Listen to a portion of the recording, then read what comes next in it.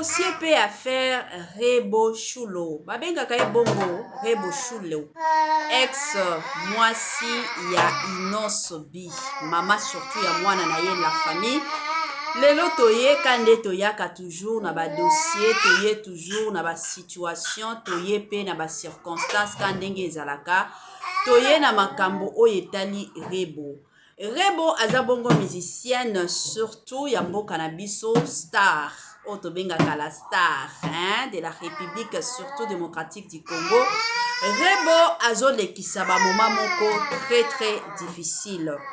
La famille, toyebi biso nyonso ki boostar et bongaka toujours ozala ozo performer na loba bongo. Ki boostar et bongamaka toujours ovandaka na mutu na yo oza na ba souci te, na mutu no ya oza na ba stress te, na mutu na yo tout va bien. Ba inspiration ya miziki ekoya. Ba inspiration ya koyemba ekoya. Ba inspiration penza ya kitoko ekoya. Ezalaka toujours bongo. Mais soki ozo stressé, oza na ba souci, ata moyen ozala inspiré ezalaka lisusu te. C'est de la même façon avec nous ici. Biso batu to sala na ba réseaux sociaux pour que na ya ko sala analyse. Il faut mutu nanga ezala bien. Il faut na se sentir penza que non tout va bien. Mais ceux qui na se sentir que non makambo ezo tambola te, sans vous mentir la famille, moyen ya ko sala musala nanga ekozala te na utikala ko sala te. Ekendaka toujours bongo pe esali makabongo. Yango bomo na pe naka ya ndeko na biso ya mwasi na kombo ya Rebo Chulo. Rebo, ça fait un bout de temps, otomo na Rebo azo kende na procès na ye. Na procès ya Rebo la famille, en tout cas, situation ezo kende ka mabe.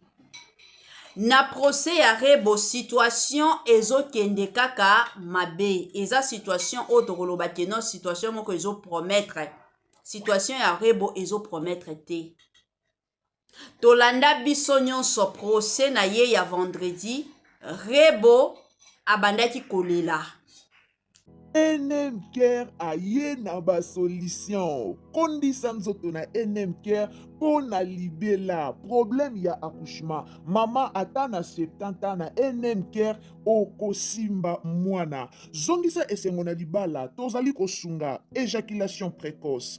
Tozali kosunga impuissance sexuelle, faiblesse sexuelle na NMKR esengo ezongi na libala na NMKR masolo carré na NMKR tala ndenge etelemi masolo evandi na NMKR ozali na besoin ya kobika na bokono o nazali kotanga tension AVC cancer ozali na mwana to pe yo moko mokolo ozali na problème ya épilepsie owumeli na maladie ya tension owumeli na maladie ya cancer ozali na problème ya hémorroïde kobosana te benga biso na NMKR solution ya libela ndeko nango ozali na batache na nzoto yaka kobika awa na NMKR kimambangu okozwa lobiko. Eza réalité. Rebo autaki kobungisa papa na bango. Kobungisa papa na bango, en tout cas mutu nyonso azalaka na besoin peut-être azwa mwa mupepe.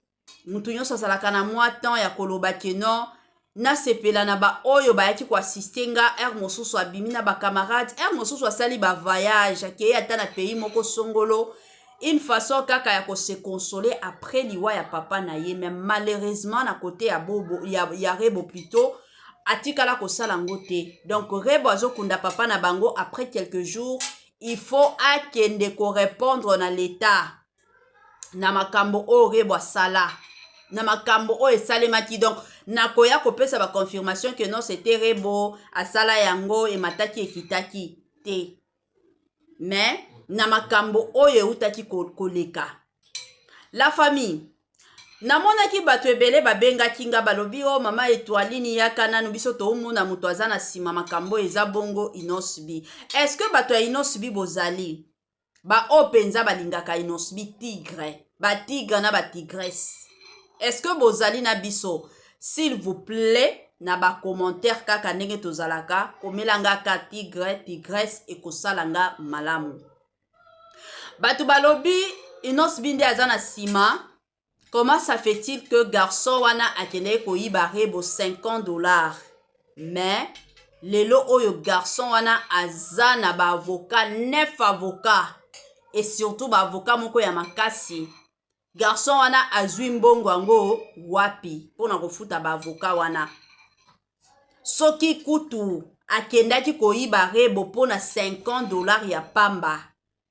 Siko mbongo kofutaka ba avocat wana azwi yango wapi? Azwi yango penza wapi pona kofuta ba avocat wana? Eza mutuna batu balobi mama Etoiline yako sala nanu analyse poto omona mutu aza na sima mutu penza piéja Rebo ezalaki bongo Inos B comme Rebo aboya na ye Inos B yango Inos B alingi asala vengeance. Bon, communauté congolaise, communauté na biso, en tout cas eza communauté moko soki elingi kitisa yo ekokitisa. Eza communauté moko soki elingi etombola yo ekotombola. Communauté na biso eza communauté moko soki elingi ebetela yo maboko ekobetela yo maboko. Communauté na biso eza bongo. Na dossier oyo tomona Inos B na liwa ya Wilfried awa. Kombo ya Inos B etambola makasi. Etambola ya kosakana te. Batu nyonso bazalaki kaka Inos B mutu abomaki Wilfried. Inos B mutu alekisi ye. Batu bakomi kozongisela biso kutu na mangera oya kufa iya desela soki 2 ans ezokende. Bakomi kozongisa ye. Famille na bango eye. La famille. Eza kaka Inos B aza mutu moko aza makasi. Soki ezaki batu mosusu mosusu akimi na kokima réseaux sociaux alobi que non, je ne peux pas, je n'en peux plus. Mais c'est parce que azane mutu makasi. Nga na omona intérêt moko te. Ou peut-être Inos B akolinga asala Rebo mabe. Je sais que babando wele la garde ya mwana, mais bazo travailler ensemble. Ensemble na cadre que Inos B soki aza na besoin ko kende komona mwana akende komona Rebo soki aza na besoin Rebo mutu agardaka mwana. Mais soki Inos B aza na besoin ko passer temps na ye na mwana akendaka na facilité. Siko na baka déjà ya bongo parce que mwana wana akoti ko vanda na Inos B kaka te. Mwana wana akoti ko vanda ka na Rebo te. Soki papa na mama ba se séparer. Normalement mwana ezalaka mutu oyo azalaka moi disponible. Surtout la plupart soki toke na ba pays anglophone ba pesaka chance wana na mwana mwasi. Balobaka toujours bana baza ya basi bazalaka mibali te. Donc mobali yo zwaka responsabilité na yo. Ezalaka bongo soki Rebo peut-être azalaki irresponsable azalaki na temps ya mwana na yete na kawana nde sikoyo Rebo balingaki ba pesa garde epai ya Inos B. Koloba ke non Inos B nde aza na sima alingi asala vengeance pona ko récupérer mwana, mais quand même potika pe Inos B avanda. Il faut toyeba ke ba avocat l'état bazalaka soki oza na mbongo te il faut kende ko samba ba avocat ya l'état bazalaka pona bandeko mosusu o bayebaka te donc botiaka ngo na mutu ke ba avocat ya l'état bazalaka siko bango basalaka musala na bango. Il faut koyeba soki garçon wana baye ko se rendre ke aza innocent Rebo nde aza na faute. Rebo premièrement akofuta garçon wana. Sikoyo garçon wana pe akofuta ba avocat wana. Ezalaka toujours bongo. Botika kotia kombo ya Inos B na ba dossier oyo ya Rebo.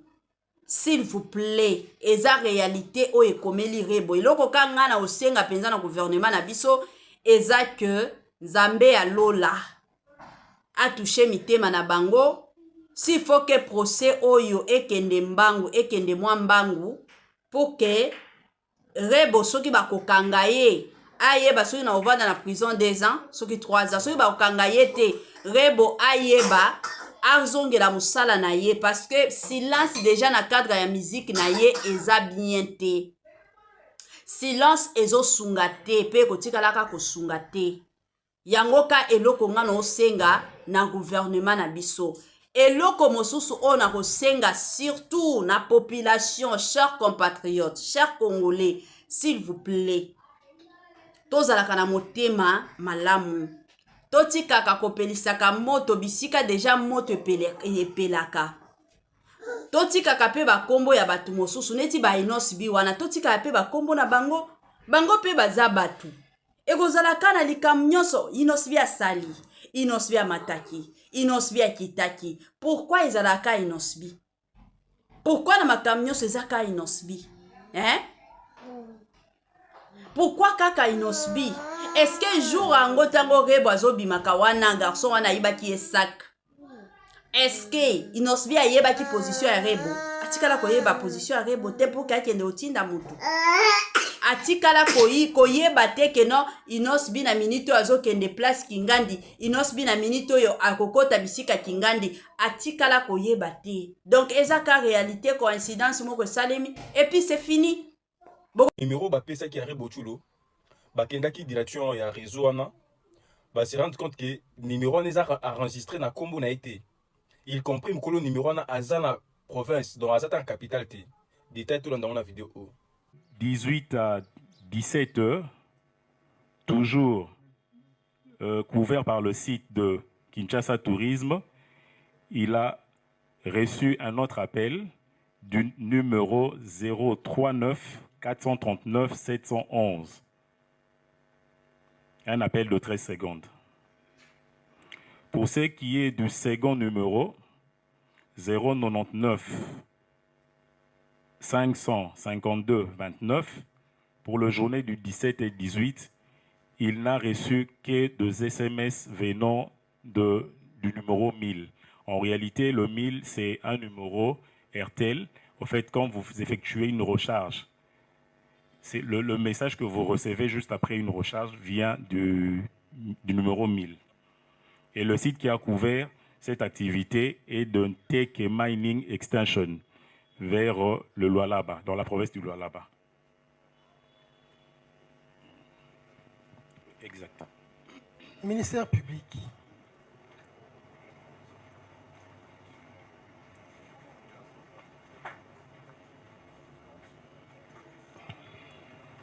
Merci, Monsieur le Président, pour la parole nous accordée. Monsieur le Président, moi, la question que j'aimerais que l'expert m'explique, bon, je ne sais pas. Partant des numéros qui avaient été prélevés dans les dossiers, il y a les numéros qui est identifié au nom de Mbaï. Mais le 09 9500 52 29 a été tiré d'où? C'est vous qui nous avez communiqué les pièces.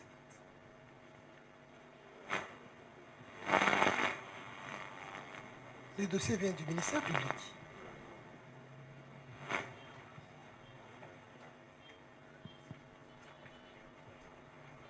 Monsieur le Président, si c'est le numéro qui a été donné par la prévenue Moulanga Chimpaka, comment elle peut, je ne sais pas, l'expert peut nous expliquer comment est-ce que ce numéro-là, qui est utilisé par la prévenue, peut porter le nom de quelqu'un d'autre. S'il peut expliquer ça à votre autrice de tribunal. Avant que l'expert nous réponde, nous voulons que vous-même, ministère public, vous nous dites qu'effectivement, si lorsque vous étiez en train de l'interroger et vous a communiqué c'est le numéro, Monsieur le Président, mais le numéro est repris dans les PV. Ça va. C'est la prévenue qui a donné les numéros, Monsieur le Président. Vous êtes d'accord avec le tribunal que le tribunal a tiré ça de pièces? Ah, d'accord. Oui. Oui. Attendez, il va répondre. Oui. Alors là, je me pose la question, comment le numéro qui est utilisé, puisque quand vous allez dans toutes les sociétés de communication, je pense qu'avant qu'on puisse peut-être vous accorder ou bien vous donner une SIM, vous devez avoir une identité. Vous devez avoir une identité qui doit certifier que c'est votre. je sais qu'il arrive des fois. Il arrive des fois que l'on puisse peut-être donner un nom quelconque. Mais si c'est ce numéro-là qui a été donné par la prévenue, moi j'aimerais que l'expert de la société RTL nous explique, qu'il nous précise un peu sur l'identité qui est révélée là, puisque ce n'est pas la Kankou, nous ne connaissons pas la Kankou, c'est le numéro qui a été donné par la prévenue. Nous avons dit. Ça ne peut pas venir du ministère public, sans prendre à l'expert. Monsieur le Président, ça doit venir de moi. Pourquoi? Puisque vous allez vous rendre compte que quand Vodacom a donné, n'est-ce pas, par rapport au prévenu Cédric, disons, Kazadi et Zabab, ils ont été identifiés. Ils ont même annexé les soubassements. Mais là, je vois un numéro qui tombe comme ça, avec un autre nom. Il y a de quoi s'inquiéter, Monsieur le Président. Nous avons dit. L'expertise. Merci, Monsieur le Président. Alors, quand un abonné vient chez nous pour se procurer un numéro de notre réseau, il vient avec sa pièce d'identité. Et c'est l'identité qui a été partagée ici au tribunal et à tout le monde. Maintenant, il se fait que il y a de ces personnes qui utilisent un numéro qui a déjà été précédemment enregistré sans prendre la peine de corriger la nouvelle identification sur ce numéro-là. Dans ce cas-là, dans notre système, nous n'allons conserver que la première identification jusqu'à ce que l'utilisateur réel et quotidien de ce numéro se présentera dans l'un de nos bureaux pour demander ce changement. Bien entendu, il viendra avec des évidences pour que nous puissions nous rassurer que c'est effectivement lui qui l'utilise depuis un certain temps. J'ai dit. Sur base de quelles données vous avez communiqué l'identité correspondante à ces numéros? C'est sur base des données présentes dans notre système. La partie civile. Monsieur le Président, on revient presque sur la même chose. Nous avons vu deux sociétés qui ont défilé devant votre auguste tribunal avec les pièces d'identité de leurs abonnés. Je ne sais pas, parce que nous ne l'avons pas reçu, ça je pose d'abord la question au tribunal. Est-ce qu'on a... Voilà. Maintenant la question est celle de savoir, vous allez faire poser ça à l'expert. RTL a vu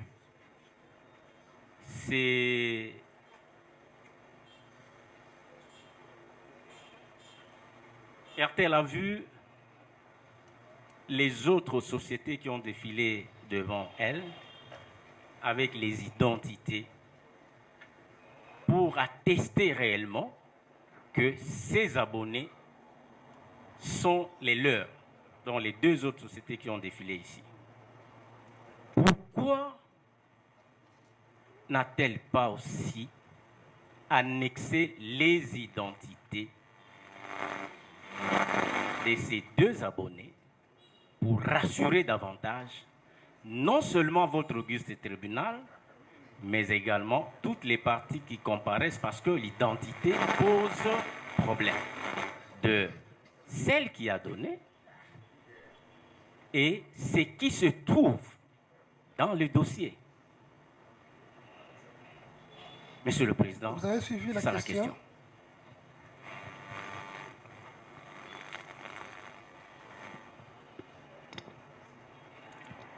Effectivement, les deux opérateurs qui sont passés avant nous on produit les identités ou le photocopie, le pièce physique, mais dans la requête, il nous a juste été demandé de communiquer l'identité des utilisateurs de ces deux numéros, chose que nous avions faite avec notre réponse. Mais si cela va au-delà de pièces physiques, la machine est là sur place, on peut l'ouvrir pour certifier au tribunal le désidentité avec le pièce en appui. Vous nous aiderez. Okay. Évoluons. Merci pour la parole. Une question à faire poser à aux experts qui sont par devers vous. Monsieur le Président, la partie civile voudrait savoir, puisqu'il est établi à ce jour que le numéro 039 529 552 29 appartiendrait à un certain Mbaye Jacques, et que ce numéro aurait été déposé par la prévenue Rebo comme étant l'appartenant. Non, non. C'est le premier numéro. Le premier numéro, voulais-je dire. Le premier numéro, votre honneur. Celui qui appartiendrait à Kankou. Évidemment, à Kankou. Oui. Pas à Mbaye Jacques, à Kankou.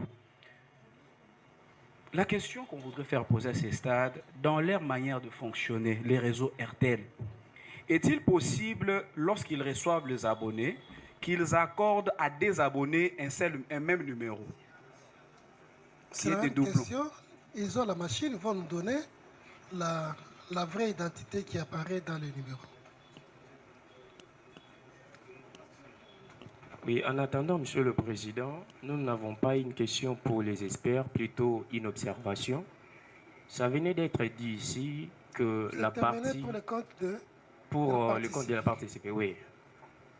La partie civile n'a aucune intention de retarder ce procès, Monsieur le Président. C'est déjà passé, ça.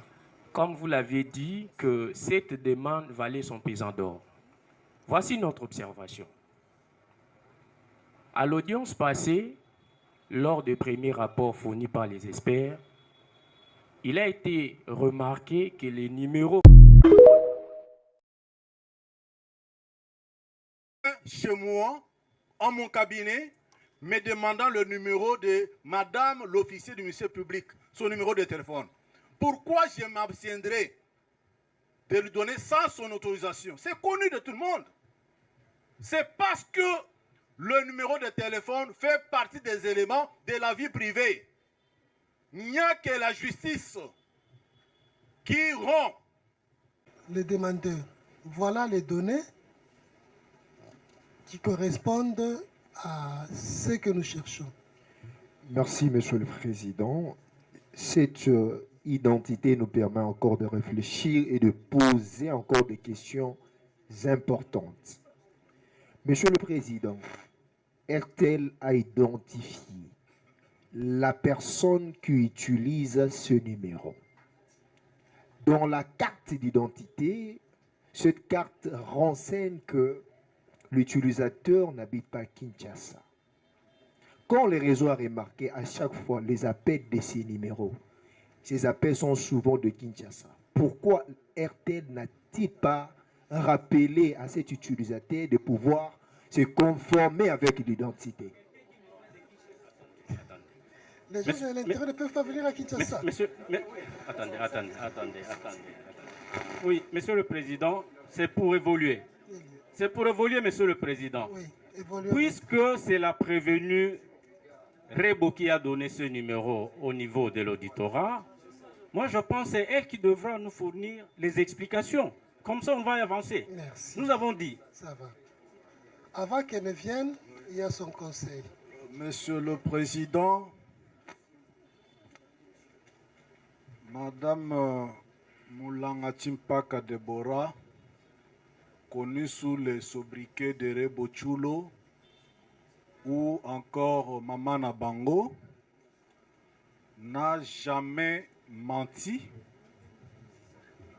ni donné un faux numéro de téléphone. Devant le juge pénal, soyons sérieux.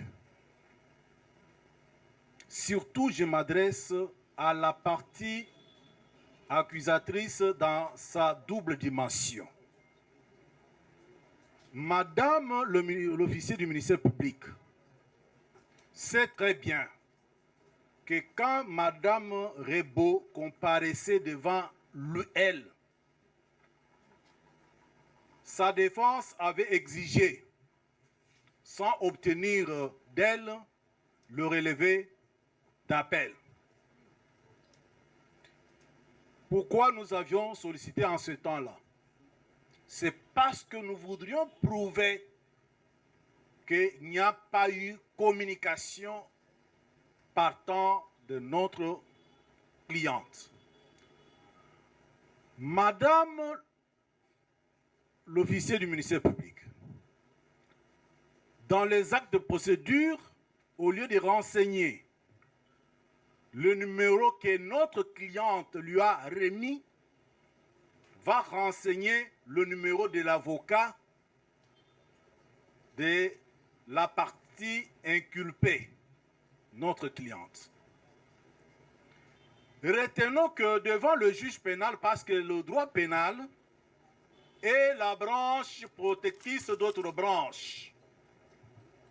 Notamment ici, il faut évoquer le principe selon lequel, le principe du droit administratif, qui veut que aucune négligence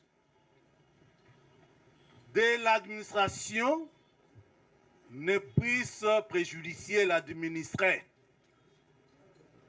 L'on pense ici que lorsqu'on est devant le juge pénal, on n'a que le code pénal militaire, on a la toge, mais le droit est un tout.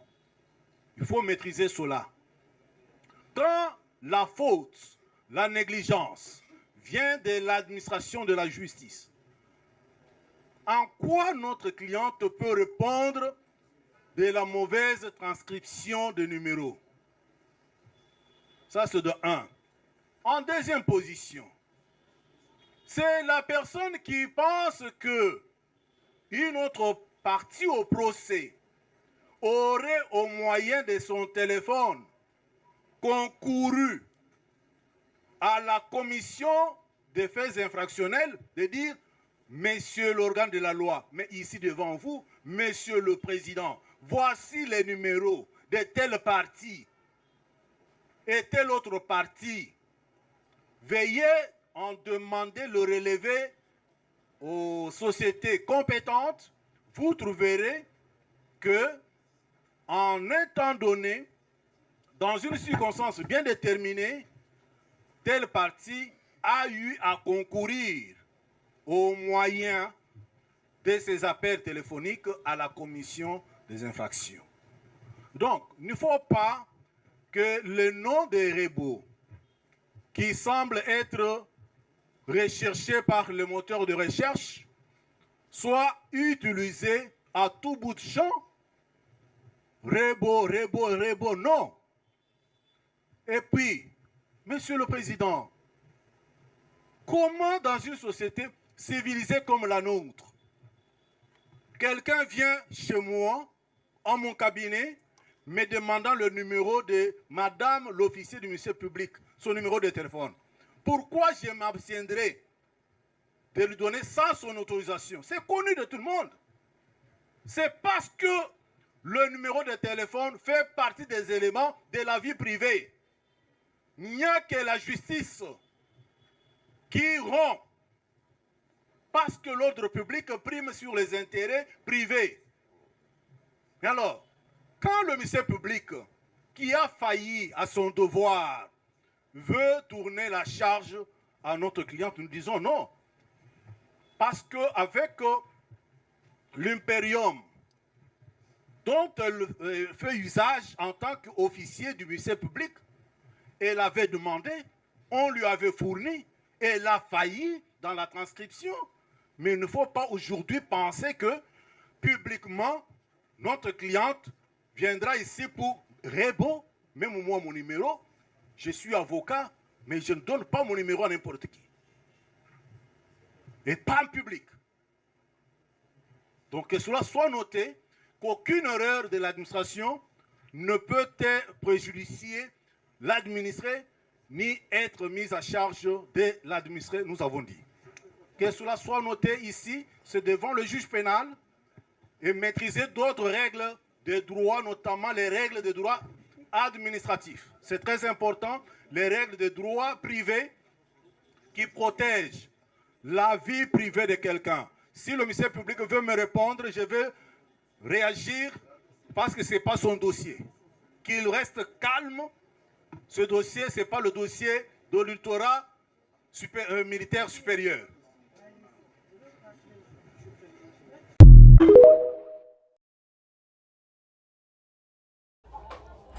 Bakonza mboka na biso bonjour.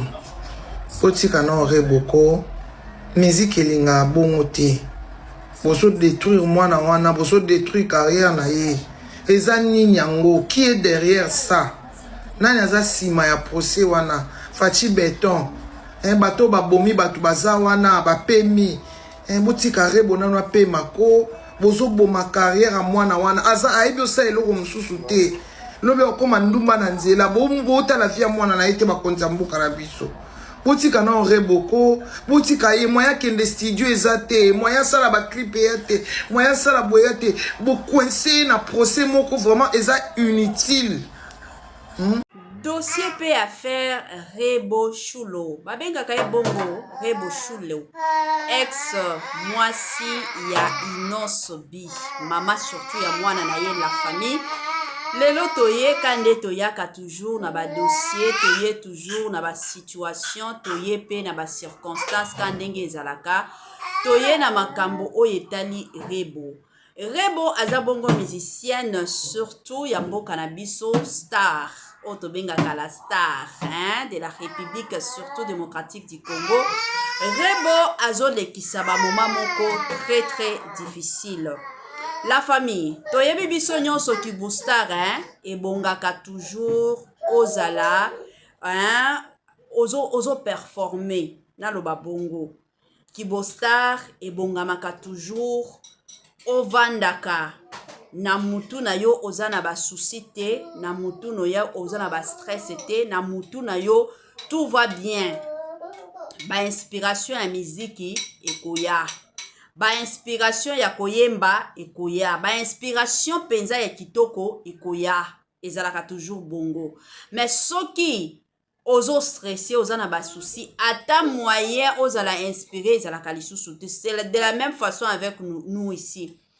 Biso batu to sala na ba réseaux sociaux pour que na ya ko sala analyse, il faut mutu nanga ezala bien. Il faut na se sentir penza que non tout va bien. Mais ceux qui na se sentir que non makambo ezo tambola te, sans vous mentir la famille, moyen ya kosala musala nanga ekozala te na utikala kosala te. Ekendaka toujours bongo pe esali makabongo. Yango bomo na pe naka yandeko na biso ya mwasi na kombo ya Rebo Chulo. Rebo ça fait un bout de temps otomo na Rebo azo kende na procès na ye. Na procès ya Rebo la famille, en tout cas, situation ezokendeka mabe. Na procès ya Rebo, situation ezokendeka ka mabe. Eza situation otokoloba non situation moko ezo promettre. Situation ya Rebo ezo promettre te.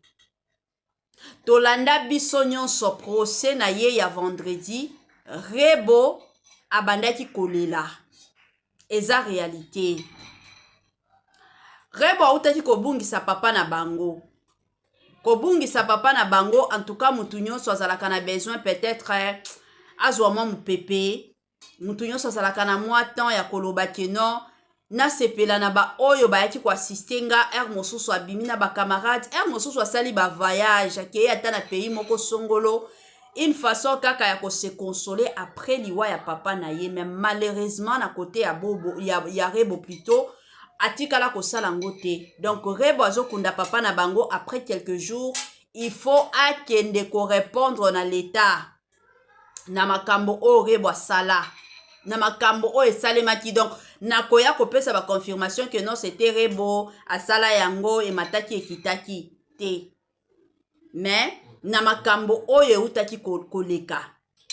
La famille namonaki bato ebele babengaki nga balobi o mama Etoilini yaka nanu biso toomona mutu aza na sima makambo eza bongo Inosobi. Est-ce que bato ya Inosobi bozali?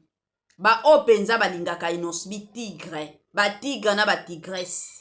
Est-ce que bozali na biso?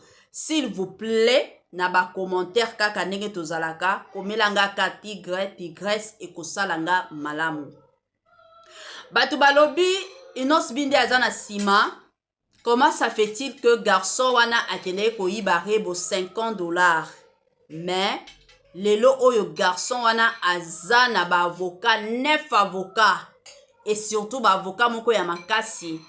Garçon wana azwi mbongo yango wapi pona kofuta ba avocat wana. Soki kutu akendaki koyiba rebo pona $50 ya pamba. Siko mbongo kofutaka ba avocat wana azwi yango wapi? Azwi yango penza wapi pona kofuta ba avocat wana? Eza mutuna batu balobi mama Etoiline ya kosala nanu analyse poto omona mutu azana sima mutu penza piéja rebo ezalaki bongo inosbi comme rebo aboya na ye inosbi yango inosbi alingi asala vengeance. Bon, communauté congolaise, communauté na biso, en tout cas eza communauté moko soki elingi kitisa yo ko kitisa. Eza communauté moko soki elingi etombola yo ekotombola. Communauté na biso eza communauté moko soki elingi ebetela yo maboko ekobetela yo maboko. Communauté na biso eza bongo. Na dossier oyo tomona inosbi na liwa ya Wilfried Awa. Kombo ya inosbi etambola makasi. Etambola ya kosakana te. Batu nyonso bazalaki kaka inosbi mutu abomaki Wilfried. Inosbi mutu alekisi ye. Batu bakomi kozongisela biso kutu na mangera oya kufa iya desela soki 2 ans ezokende. Bakomi kozongisa ye. Famille na bango eye. La famille. Eza kaka inosbi aza mutu moko aza makasi. Soki ezaki batu mosusu mosusu akimi na kokima réseaux sociaux alobi que non, je ne peux pas, je n'en peux plus. Mais c'est parce que azana mutu makasi. Nga na omona intérêt moko te. O peut-être inosbi akolinga asala rebo mabe. Je sais que babando wele la garde ya mwana, mais bazo travailler ensemble.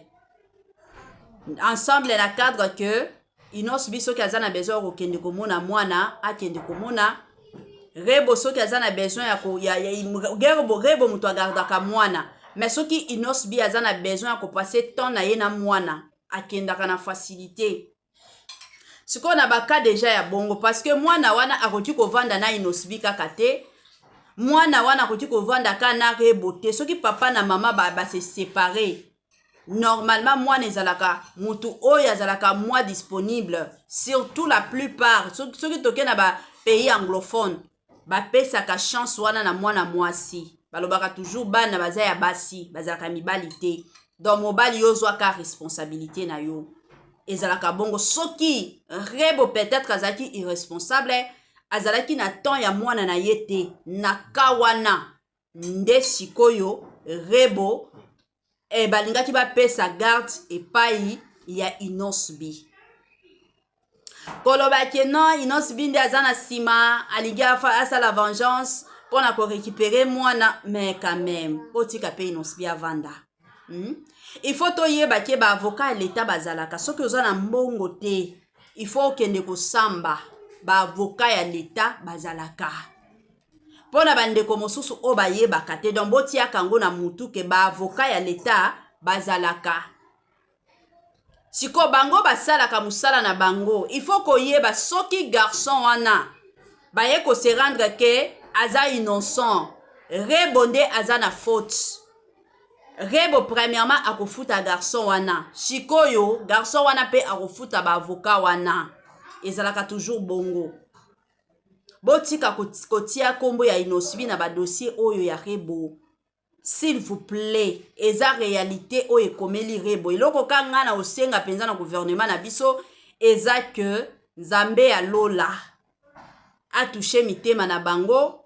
S'il faut que procès oyo ekende mbangu ekende mwa mbangu pour que rebo soki bakokanga ye ayeba soki na ovanda na prison 2 ans soki 3 ans soki bakokanga ye te Rebo ayeba azongela musala na ye parce que silence déjà na cadre ya musique na ye eza bien te.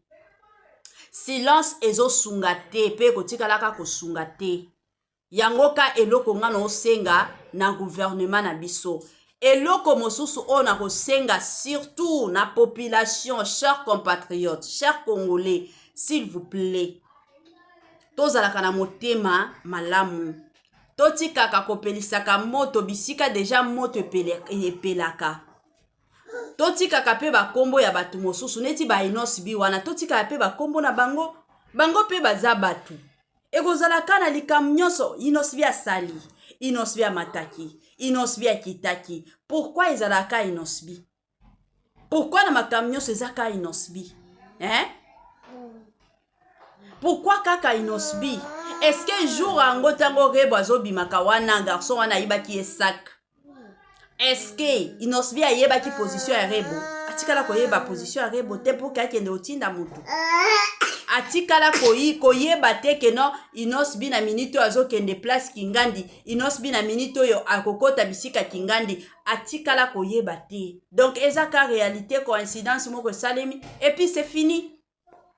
NMCare aye na ba solution kondisa nzoto na NMCare po na libela problème ya accouchement mama ata na 70 ans na NMCare okosimba mwana zongisa esengo na libala tozali kosunga éjaculation précoce tozali kosunga impuissance sexuelle faiblesse sexuelle na NMCare esengo ezongi na libala na NMCare masolo carré na NMCare tala ndenge etelemi masolo evandi na NMCare ozali na besoin ya kobika na bokono o nazali kotanga tension AVC cancer ozali na mwana to pe yo moko mukolo ozali na problème ya épilepsie owumeli na maladie ya tension owumeli na maladie ya cancer ozali na problème ya hémorroïde kobosana te benga biso na NMCare solution ya libela ndeko nango ozali na batache na nzoto yaka kobika awa na NMCare kimambangu okozwa lobiko. Ya sika eye, ya kitoko eye, batoto ya Katanga, batoto ya Lubumbashi. Gersh biashara aye na makambo ya sika, makambo ya moto, makambo ya kilikili kande tobetaka lisolo. Awa mituka ne mituka, ozana posa osomba mutuka. Kande boyebi benga Gersh biashara, bisika mituka ya kalite, ya kitoko, ba mituka oyo ezotambola na kitoko nyonso ezali. Kande na yebisaka bino toujours et encore ebele ya batu batekaka mituka, ebele ya batu batekaka kalite te, mais muke kaka ne batekaka kalite. Chez Gershom biashara, c'est la qualité, hein? Kande boyebi bandeko nanga, ba mituka ya sika, ba mituka ya kitoko, ba mituka oyo ezotambola na kitoko nyonso. Soki omati na mutuka oyo yo moko osepeli, soki omati na mutuka oyo yo moko oyoki yoka gu, tala soin, tala sebene, mituka kitoko o wapi, hein? Numéro na biso yango wana, ozana besoin ya mutuka, ozana besoin osomba camion na yo, osomba taxi na yo, osomba Dubai na yo, osomba rosa ba qualité do ba sorte nyonso ya mituka